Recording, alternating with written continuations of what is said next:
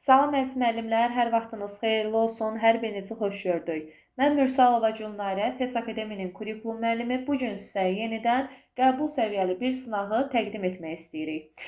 Deməli, bugünkü sınağımız ümumi sınaqdır. Burada hər mövzuda suallarla tanış olacaqsınız. Öz zəif və güclü tərəflərinizi müəyyən edə biləcəksiniz. Sizdən xahişim videoya baxmamışdan öncə birinci videonu bəyənin, hər kəslə paylaşın. Bu forum şəklində və oxuyan azda da təqdim olunur. Məsələn, kim tək işləmək istəyirsə, o zaman birinci oxuyan azda bu sınağı yerinə yetirib, daha sonra gəlib canlı olaraq bu sınağın izahına baxa bilər.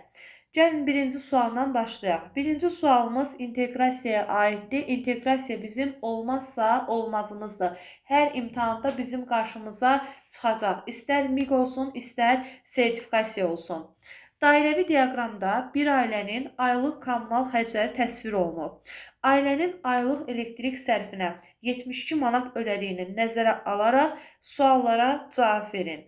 Kommunal xərclər nə qədərdir? Qaza nə qədər pul xərclənib? Telefon üçün ödənilən pul su sərfiyyatı üçün ödənilən puldan nə qədər çoxdur? Əziz müəllimlər, bəzən müəllimlər düşünür ki, burada riyaziyyat var, burada riyaziyyat fənninin olduğunu görürsünüz və üstəgəl fənlər arası inteqrasiyanı da düşünmüş olurlar ki, qaz sərfiyyatı var, su sərfiyyatı var. O zaman mən sizə belə bir şey deyirəm. Əgər bizə tapşırıqda desə ki, bir səbətdə 3 kilo armud, bir səbətdə 2 kilo heyvə var. Ümumi nə qədər meyvə oldu? Biz burada fənlər arası inteqrasiyanı götürə bilərikmi? Təbii ki, xeyr. Çünki bu şərtdir. Mən əgər həmin fənnin məzmununa inteqrasiya etmirəmsə, fənlər arası inteqrasiya götürə bilmərik. Tək olacaq burada fən daxili inteqrasiya, B variantı. Deməli, qələmini götürüm. Dairəvi diaqram deyirsə, bu 100% riyaziyyatın 5-ci məzmun xəttini gözümüzün qabağına gətiririk. Hesablama var burada, bu da riyaziyyatın 1-ci məzmun xəttidir. 1-ci və 5-ci məzmun xəttinə görə sualın cavabı oldu fən daxili. Əgər fən daxili üfüqi də olsaydı variantda, onu da doğru götürmüş olardıq. İndi mənə sual verərsiniz ki, bəs bu sual necə olsa, biz fənlər arasını da burada götürə bilərdik. O zaman deyərdi ki, məsələn, sən bu sərfiyyatı qənaət etmək üçün nə edə bilərsən və yaxud da evdə araşdırma apar, öz həftəlik olaraq özünüz nə qədər su işlədirsiniz və yaxud da nə qədər qaz işlədirsiniz, bunu müəyyən et desəydi, bəli, o zaman fənlər arası inteqrasiyanı götürərdim. Davam edirəm ikinci sualla. Şagird təqdimatını daha yaxşı təqdim etmək üçün müxtəlif üsulları sınaqdan keçirilir. Bu sual çox təhlükəli sualdır. Təbii ki, bəzən müəllimlər elə bilir ki, burada yaratmaq mərhələsi də ola bilər. Taksonomiyadan bizə qəbulda 2 sual düşəcək. Yadda saxlayın, əziz müəllimlər. Bax, müxtəlif üsullar nə deməkdir? Yəni, sən bu üsulları bilirsən və sınaqdan keçirirsən. Öyrəndiyindən istifadə etmək, üsulları sınaqdan keçirtmək, vəziyyətə uyğun nəyisə dəyişmək, bunlar tətbiq etmək mərhələsinə aiddir. Məndən yenilik, qeyri-adilik, kreativ bir ideya istəmədikcə, mən yaratmaq mərhələsindən qaçıram. Yadda saxlayın. Davam edirəm 3-cü sualla. Müəllim bölmə bitdikdən sonra şagirdlərin mənimsəmə səviyyəsini yoxlamaq üçün kiçik summativ qiymətləndirmə keçirilir və jurnalda balları qeyd edir, bununla da bölməni bitmiş hesab edir. Lakin rəhbərlik tərəfindən yoxlama aparılır və yoxlamada məlum olur ki, şagirdlərin 60%-i alt standartları mənimsəməyib. Bu situasiya ilə bağlı verilən mülahizələrdən hansı doğrudur? Birinci variantlara baxmırıq. Çünki variantda imtahanda həmişə 2 cavab bir-birinə çox yaxın olur. Birinci situasiyadan özümüzə nəticə çıxardaq. Ondan sonra variantlara bir yerdə baxaq. Situasiyada müəllim KSG keçirdir. KSG-də jurnala bal yazır və öz işini bitmiş hesab edir. Yəni, KSG bizim son qiymətləndirməmiz ola bilər. Bəli, rəsmidir, son qiymətləndirmədir. Biz onun nəticələrini jurnalda qeyd edirik. Amma bu o demək deyil ki, KSG-də mənim şagirdlərimin hər hansı bir məsələdə zəif bir tərəfi qalır. Mən o zəif tərəfi aşkara çıxartmadan, aradan qaldırmadan onu bitmiş hesab edib. Bəzən belə səhv məlumat da ola bilər testlərdə ki, müəllim o KSG zamanı şagirdin əziyyət çəkdiyi hissələri yenidən şagirdə tədris etməlidir. Müəllim yenidən şagirdə dərs keçə bilməz. Hər ayın öz standartları var, öz planlaması var illik planlamada. Yəni biz ona uyğun dərsimizi keçirik. Amma o şagirdlərin əziyyət çəkdiyi alt standartlara mən müraciət edə bilərəm. Öz dərsimi keçmirəm, KSG-dən sonra növbəti bölməyə keçirəm də.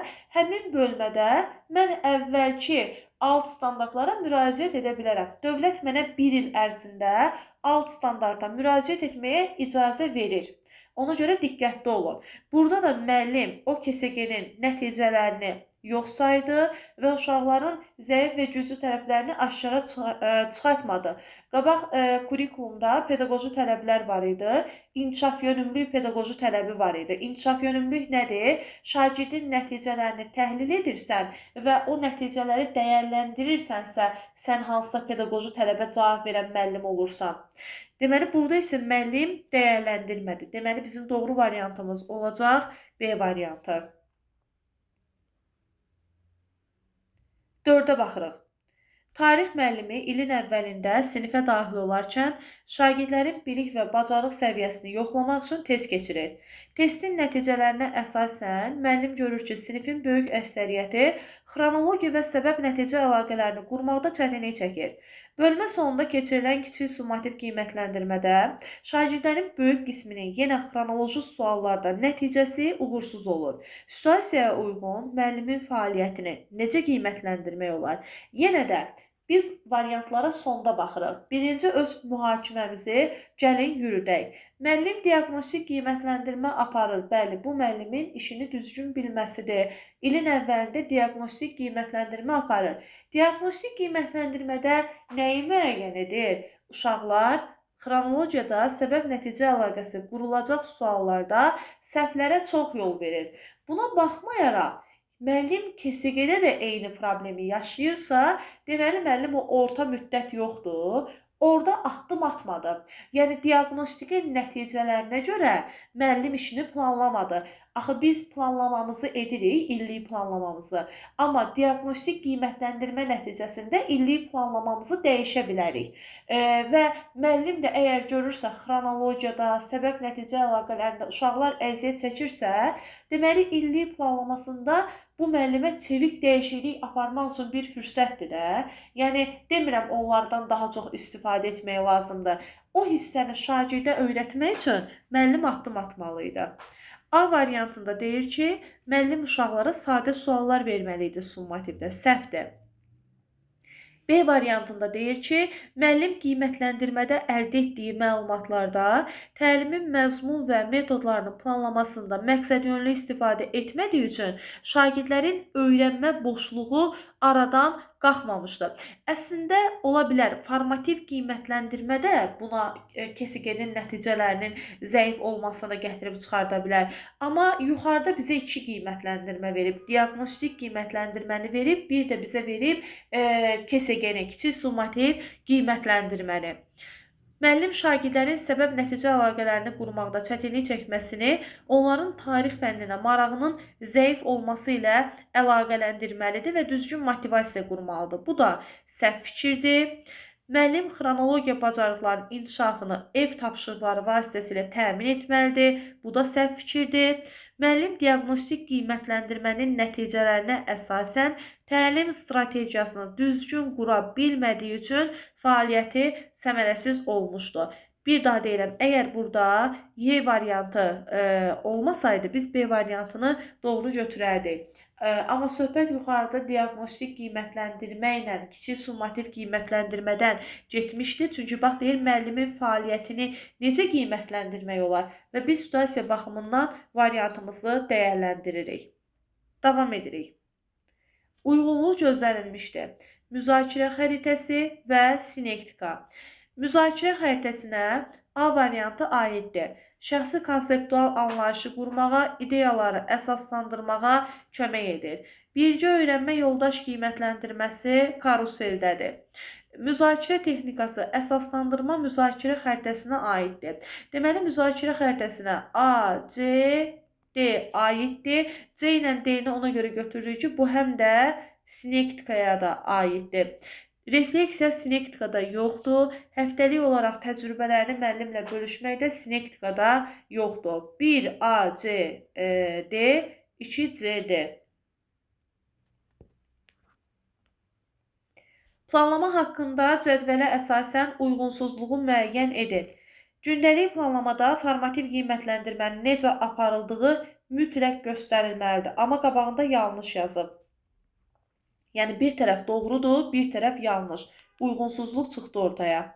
Gündəlik planlamada öz əksini tapan əsas standartları həyata keçirtmək müəllimin vəzifəsidir. Gündəlik planlamada birinci əsas standart öz əksini tapmır, alt standart öz əksini tapır. Elə yanlış. Burada uyğunsuzluq yoxdur. Dərsdən əvvəl təlim məqsədini müəyyən edərkən mümkün qədər vaxt faktoru nəzərə alınmalıdır. Deməli, biz 3-ü də burada doğru variant kimi götürürük. Çünki bu doğrudur, bu yanlışdır. Uyğunsuzluq burada da öz əksini tapdı. Təlim məqsədini müəyyən edərkən hamınız bilirsiniz ki, SMART modeli var və SMART-ın T hərfi vaxtın nəzərə alınmasıdır. Gündəlik planlamada təlim məqsədi, qiymətləndirmənin üsulu, forması dəqiqləşdikdən sonra təlim fəaliyyətini müəyyən etmək olar. Bəli, birinci ana xətt təlim məqsədidir.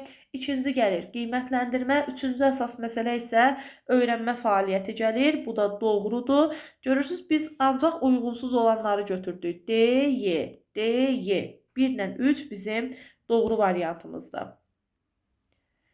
Şagird 15-ci əsr Azərbaycan memarlığının inkişaf xüsusiyyətlərini izah edərkən həmin dövrə aid saray və məscidlərin memarlıq elementlərini müqayisə edir, ornament və kitabələrdən nümunələr gətirərək fikrini əsaslandırır.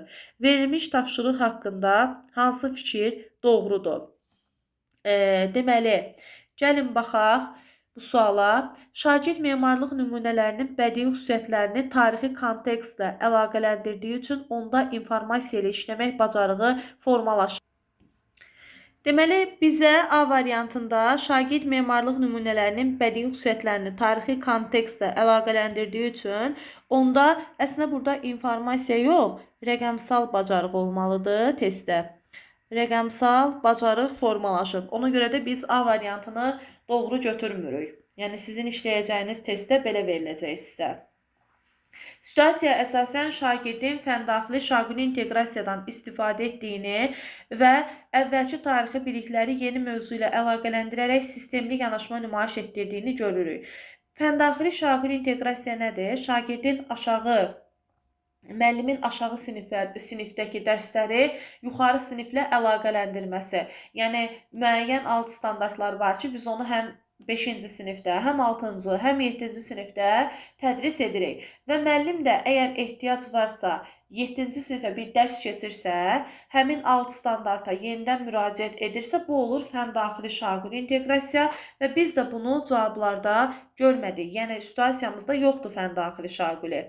Şagird əsaslandırılmış nəticə çıxartdığı üçün taksonomiyanın təhlil mərhələsi şagirddə üstünlük təşkil edir. Bəli, 7-də doğru variantımız C variantıdır. Çünki şagird nümunələri gətirərək, hardan nümunə gətirərək əsaslandırmağı əsas bizim diqqətimizi çəkən məsələlərdən biridir. Həm müqayisə edir burada, həm də kitabələrdən nümunə gətirərək öz fikrini əsaslandırmağı bacarır. Deməli, davam edirəm 8-ci sualla.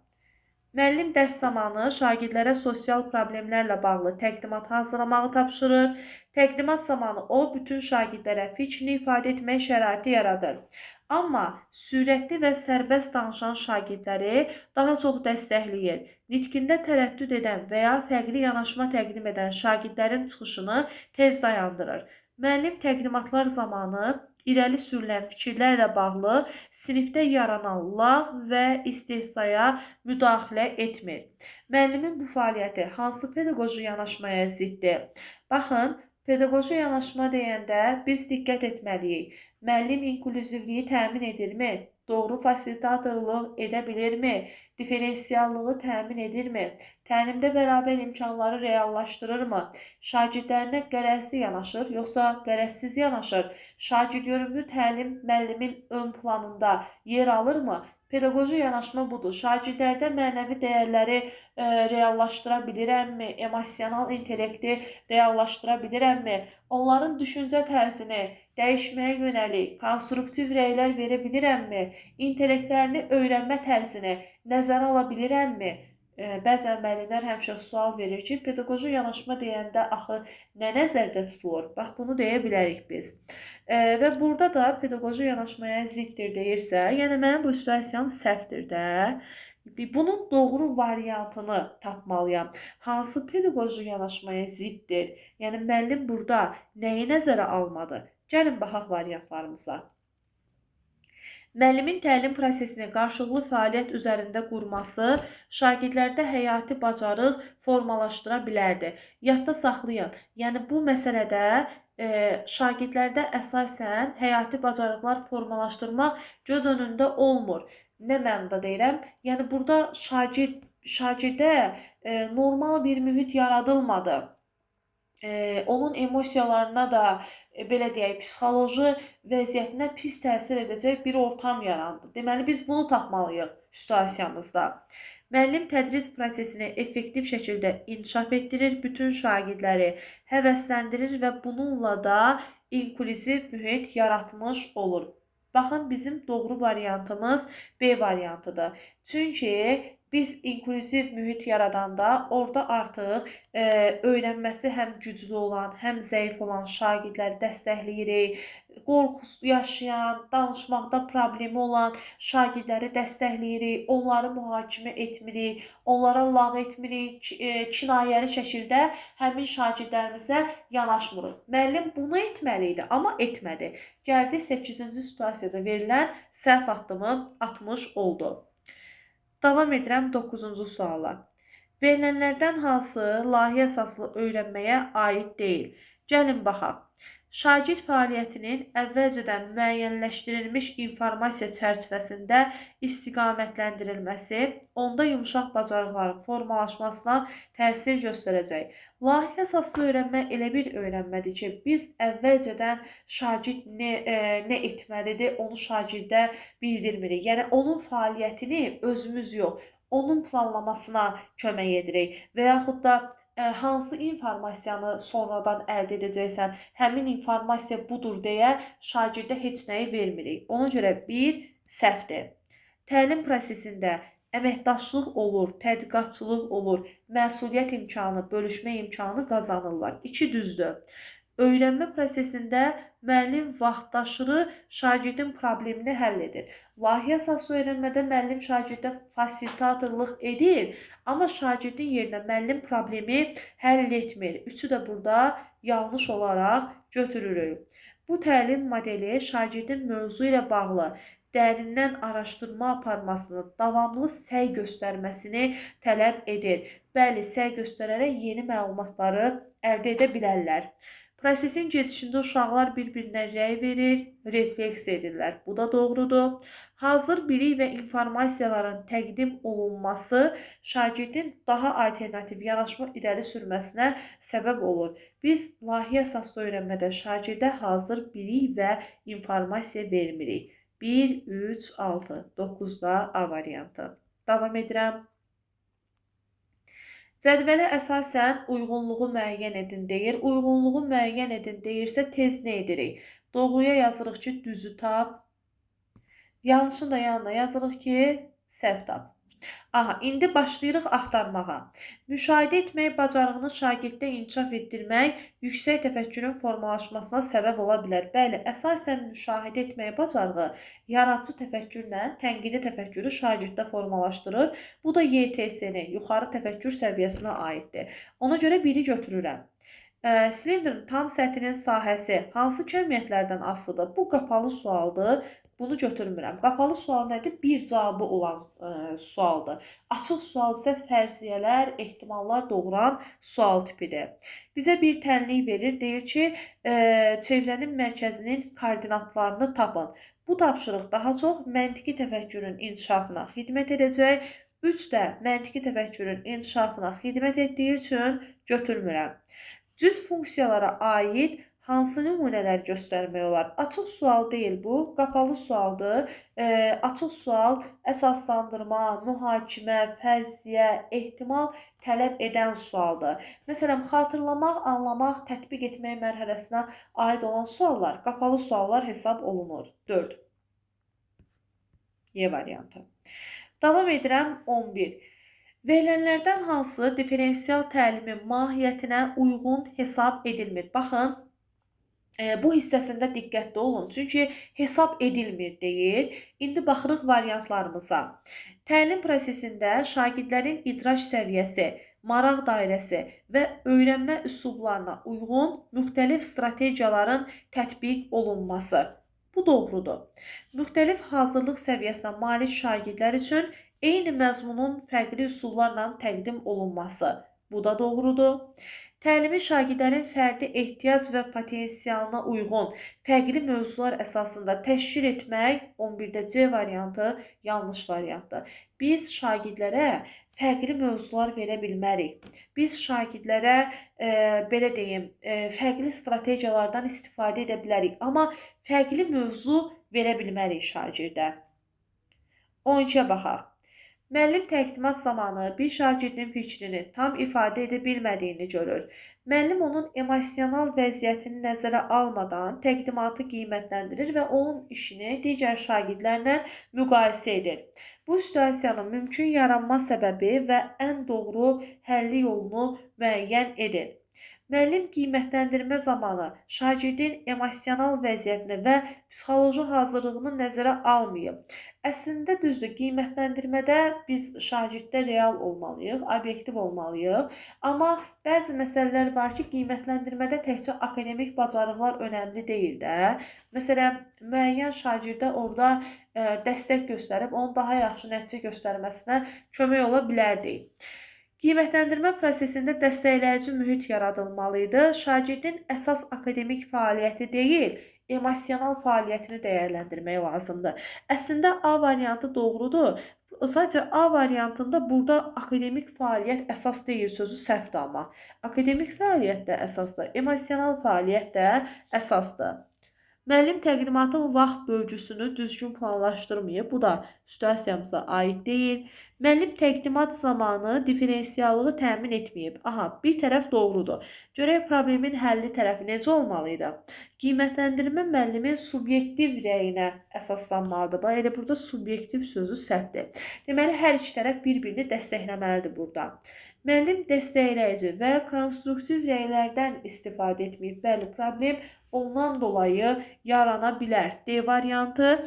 Çünki həm şagirdin emosional vəziyyətini nəzərə almalıydı, həm də ona fikrini ifadə etməsi üçün şərait yaratmalıdır. Y variantında da bu hissə düzdür, amma qiymətləndirmə meyarının şagirdə verilməsi şagirdin o emosional sabitliyini bərpa etməz. Qiymətləndirmə meyarı şagirdin işini istiqamətləndirər, doğru iş görməsinə kömək edər, amma emosional sabitliyinə təsir etməz. 13-cü suala baxaq. Verilmiş fikirlərdən hansı sinif müzakirəsinə aid deyil? Müzakirə prosesində idraki fəallığın davamlılığını təmin etmək məqsədi ilə müəllim fəaliyyətlərarası keçidləri məntiqi ardıcıllıq və məqsədyönümlülük prinsipi əsasında qurmalıdır. A variantı doğrudur. Müzakirə iştirakçılarının müstəqil mövqe formalaşdırmasını təmin etmək üçün onların arqumentlərini müəllim əsasən əvvəlcədən müəyyən edilmiş düzgün cavaba istiqamətləndirməlidir. Bax, burada 13-də səhv olan B variantıdır. Biz nə demişik? Demişik ki, müəllim dərs ərzində şagirdə açıq sual da verə bilər, qapalı sual da verə bilər. Əsasən açıq suallardan istifadə edirik. Açıq suallar zamanı burada önəmli olan şagirdin mənim düşündüyüm cavabı deməsi deyil. Şagirdin öz fərziyyəsi ola bilər, hətta mənim razılaşmadığım bir fikir də ola bilər açıq sualda. Ona görə müəllim əvvəlcədən müəyyən edilmiş düzgün cavaba şagirdi istiqamətləndirməlidir. Bu biraz səhv anlayışdır. 13-də B variantı doğru deyil. 14. Formativ qiymətləndirmə barədə hansı fikir yanlışdır?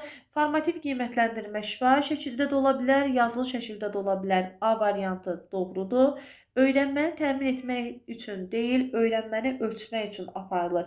B variantı səhvdir. Formativ qiymətləndirmə öyrənməni təmin etmək üçün aparılır. Öyrənməni ölçmək üçün aparılan isə summativ qiymətləndirmədir. Formativ qiymətləndirmə 3 suala cavab verir. Şagird nəyi öyrənməlidir? Hal-hazırda hansı səviyyədədir? Onu hədəfə necə çatdıra bilərəm? Doğrudur. Formativin müxtəlif üsullarından istifadə etmək diferensiallığın qiymətləndirmə komponentini reallaşdırmaq deməkdir. Yəni diferensiallığı təmin edirsən orada. 15. Axundzadənin Hacıqara komediyasında əsas qəhrəmanın xarakter xüsusiyyətlərini və onun vasitəsilə tənqid edilən sosial problemləri müəyyən edin. Burada yenə də sənin öz fikrindən istifadə olunmur. Sən nə edəcəksən? Hansı mərhələ ola bilər burada? Deyir ki, Axundzadə əsas qəhrəmanın, Hacıqara komediyasında əsas qəhrəmanın xarakter xüsusiyyətləri nədir və onun vasitəsilə hansı sosial problemlər tənqid olunub, sən onu tapmalısan. Təbii ki, bu da bir növ hekayənin, mətnin təhlil olunmasına gətirib çıxardır. Hansı sual vasitəsilə şagirdin emosional intellekt səviyyəsini qiymətləndirmək mümkün deyil? Gəlin belə edək də, emosional intellekt deyəndə biz birinci bilməliyik ki, hansı suallar ola bilər burada? Şagirdin hissləri, düşüncələri, sinif yoldaşları ilə münasibəti, başqaları qarşısında onun empatiya qurması emosional intellektə aid ola bilər. Komanda rəhbəri olduğunuzu təsəvvür edin, fikir ayrılığı yaranır, nə edərsiniz? Məsələn, bu münasibətlərin idarə olunması komponentinə aiddir. Sinif yoldaşınız uğursuz nəticə əldə edib, özünü pis hiss edir. Onun emosional vəziyyətini yaxşılaşdırmaq üçün necə davranarsınız? Məsələn, bu emosional intellektin empatiya mərhələsinə aiddir. Yaşadığınız ərazidən nəqliyyat sıxlığını azaltmaq məqsədi ilə hansı infrastruktur dəyişikliyini təklif edərsiniz? Bu isə emosional intellekti ölçür. Bu, idraki səviyyəni ölçən, IQ səviyyəsini ölçən bir tapşırıqdır. C variantı bizim səhv variantımızdır. Uzun müddət hazırlaşdığın layihədə gözlədiyin nəticəni almırsan. Vəziyyəti idarə etmək üçün hansı strategiyadan istifadə edərsən? Özünü idarə etmə komponentidir bu da. Müxtəlif sosial və mədəni qrupların təmsil olunduğu bir kollektivdə ayrıseçkilik xarakterli davranış müşahidə edirsən. Necə reaksiya göstərərsən? Bu da münasibətlərin idarə olunması komponentinə aiddir. Davam edirəm 17-ci sualla. Müəllim 2-ci sinif şagirdlərinə təbii fəlakətlər mövzusunu izah edərkən zəlzələ və daşqınlarla bağlı real görüntüləri, Yaponiyada baş verən tsunamini nümayiş etdirir. Videolarda dağıntılar və insanların çətin vəziyyəti əks olunduğundan bəzi şagirdlər narahat olur, bəziləri ağlamağa başlayır. Müəllim hansı nəzəriyyəyə əməl etməyib? Şagird 2-ci sinif şagirdidir və müəllim ona tsunamini göstərir. Burada insanların ağır həyatını göstərir.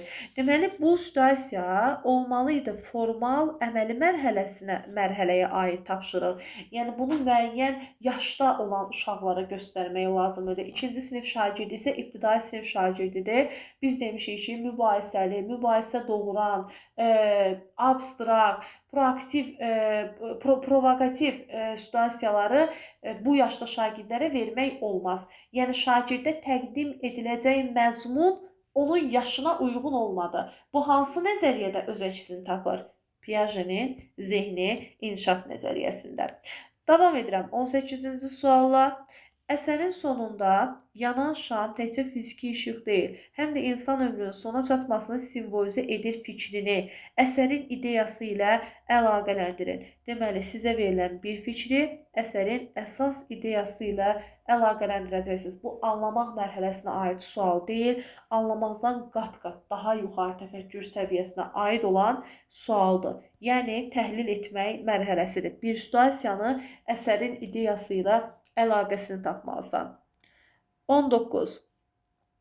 Tapşırıqla bağlı qısa video izləyin. Daha sonra bu mövzuda şəxsi fikirlərinizi yazılı formada ifadə edin. Yazıda dinlədiyiniz fikirlərlə razılaşıb razılaşmadığınızı izah edin. Arqumentlər gətirin. Yazınızı dil qaydalarına uyğun redaktə edin və sinifə təqdim edin. Burada yazmışam Azərbaycan dili. Bu deməkdir ki, bu Azərbaycan dili müəllimlərinin və ibtidai sinif müəllimlərinin işləyə biləcəyi bir sual tipidir. Əgər şagirdə qısa video izlədirəmsə, burada mütləq dinləyib anlama olacaq. Uşaqlar yazılı formada fikirlərini ifadə edəcəklər. Həm birinci məzmun xətti var burada Azərbaycan dilinin, həm üçüncü məzmun xətti. Üstəgəl, dil qaydalarına uyğun yazını redaktə edəcəksə, burada dördüncü məzmun xətti də hətta öz əksini tapır. Burada yalnız fəndaxili üfüqi inteqrasiya var. Başqa inteqrasiya yoxdur burada. Deməli, məzmun xəttləri arasında olan inteqrasiya üfüqi inteqrasiyadır. Müəllim şagirdlərə belə bir tapşırıq verir. Yaşadığınız ərazidə yaşıllıq sahələrinin azalması ilə bağlı sakinlər arasında narahatlıq yaranıb. Siz yerli icma nümayəndəsi kimi problemin həlli ilə bağlı mövqe müəyyənləşdirin və təklifinizi əsaslandırın. Bu tapşırıq hansı bacarığın inkişafına xidmət etməz? Baxın, etməz deyir. Tənqidi düşünmə və yazılı ünsiyyət bacarığı var burada. Doğru götürürəm. Problem həll etmə də var, empatiya da var burada. B variantında doğru götürürəm. Yəni, əvvəlinə baxın, mütləq baxın. Mən burada tez keçirəm deyə, ola bilər bir tərəfi düz olsun, digər tərəfi səhv olsun. Məsələn, problem həll etmə ona görədir ki, uşaq öz təklifini irəli sürür. Empatiya da ona görədir ki, başqalarını da nəzərə alıb təklif irəli sürdü. Yaradıcı təfəkkür də var, təkliflərini əsaslandırır, təşəbbüs göstərir. C variantında da səhv yoxdur. Sosial iştirakçılıq və vətəndaş məsuliyyəti bacarığı da var. Çünki şagird ictimai problemlərlə bağlı mövqe bildirir, prosesə təsir göstərməyə çalışır. Amma Y variantı bizim səhv variantımızdır. Biz burada əməkdaşlıq görmədik, dinləmə bacarığı görmədik. Deməli, 20-də Y variantını səhv götürürük. Belə əziz müəllimlər, sınağın izahı bitdi. Bu sınağı işləməklə siz MİQ imtahanında və sertifikasiya imtahanında öz nəticələrinizi yüksəldə bilərsiniz. Sonda sizdən xahişim videonu bəyənməyi və paylaşmağı unutmayın. Hətta gözəl şərhlərinizi də gözləyirəm. Sağ olun, salamat qalın.